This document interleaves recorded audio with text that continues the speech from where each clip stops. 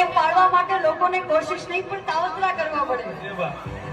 આપણને પાળવા માટે લોકોને કોશિશ નહીં પણ કાવતરા કરવા પડે અને ત્યારે સમજી લેવું કે આપણા નેજા આકાશમાં ફરકી ગયા.